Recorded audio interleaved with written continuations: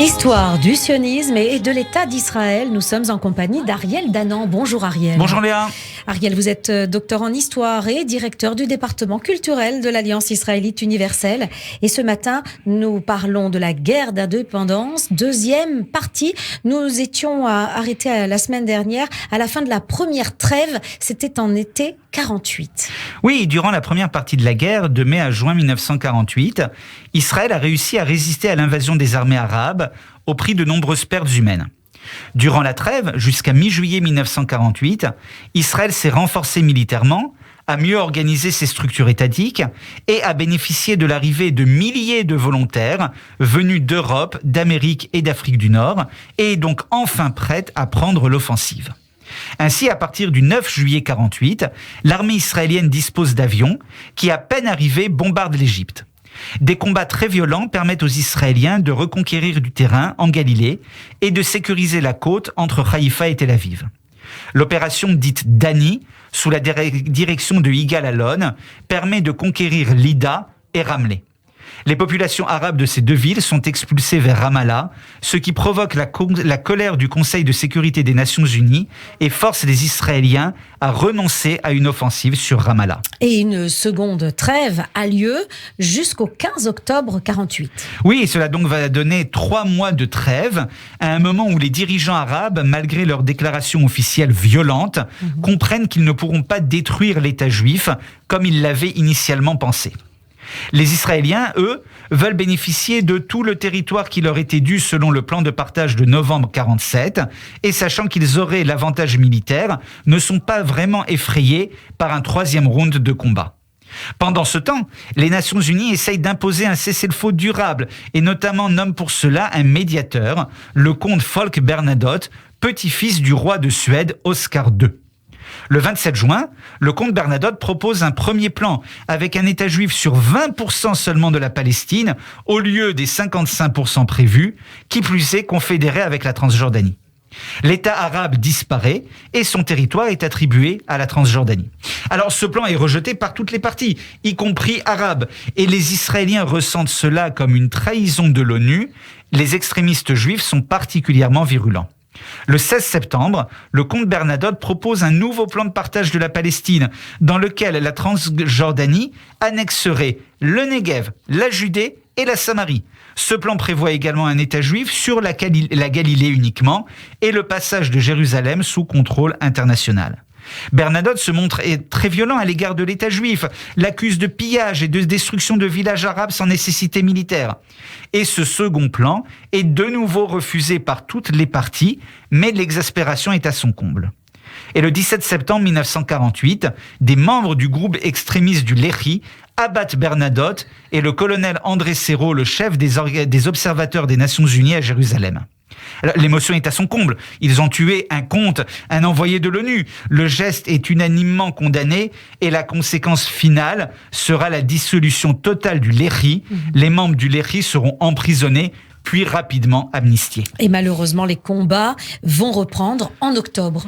Oui, ils vont reprendre en octobre, mais ils vont permettre à l'armée israélienne de vaincre définitivement l'armée égyptienne au sud, puis de conquérir la Galilée et le Negev, avant que des accords d'armistice soient signés en 1949. Alors, parlez-nous, Ariel, des conséquences de ce conflit. Alors, ça a été un conflit extrêmement meurtrier pour les Israéliens. Un habitant sur 100, imaginez-vous, a été tué durant la guerre d'indépendance et il y a eu plus de 12 000 blessés. Certains survivants de la Shoah sont à peine arrivés en terre d'Israël, on leur a donné un fusil et quelques heures après, ils avaient été tués.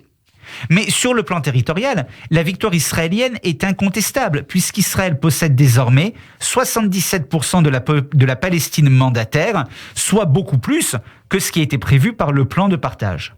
L'État arabe qui était prévu n'existe pas, les territoires arabes étant annexés à la Transjordanie.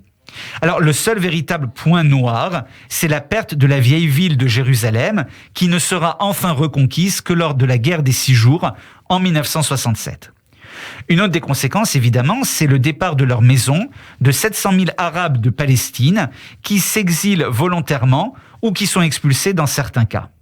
Appelée guerre d'indépendance par Israël, c'est la Nakba pour les Arabes, la catastrophe. Alors, pour conclure peut-être cette émission, dites-nous un mot des réactions des Juifs de France en 1948. Alors, en 1948, les Juifs de France sont occupés à reconstruire leur vie en France, qui a été mise à mal par la Seconde Guerre mondiale et par l'occupation. Néanmoins, j'ai montré dans ma thèse de doctorat qu'ils étaient sensibles à la question et extrêmement heureux de la création de l'État d'Israël. Le 18 mai 1948, à l'initiative des associations sionistes de France, 30 000 Parisiens se réunissent pour célébrer la création de l'État d'Israël.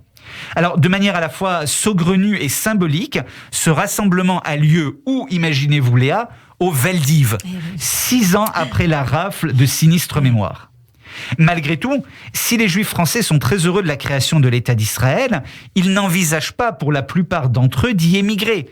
Simone Veil rappelle dans ses mémoires ses sentiments de l'époque en ces termes. « Israël, je savais à peine où ça se trouvait, c'était peut-être un foyer pour les autres Juifs, pas pour nous. » En revanche, lorsque le président de l'État d'Israël, le premier président de l'État d'Israël, Chaim Weizmann, vient en France en 1948, en juin, il est accueilli dans une joie débordante par les Juifs qui ne ratent aucune occasion de l'acclamer.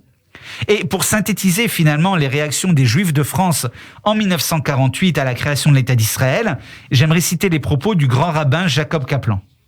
Il écrit en 1948 « Il est donné aux hommes de notre temps d'assister à un événement dont on peut dire sans exagération qu'il va modifier le cours de l'histoire juive, la résurrection de l'État d'Israël. La question la plus urgente qui se présente à nous est la suivante. Comment accorder l'amour pour Sion avec l'amour pour notre patrie, la France ? Aujourd'hui, on ne rencontre plus cette attitude réticente au sionisme. Ce revirement, on le doit à la tragique leçon que la persécution hitlérienne et le massacre de 6 millions des nôtres nous ont infligé quant à la sécurité que nous avons cru trouver pour toujours au sein des nations.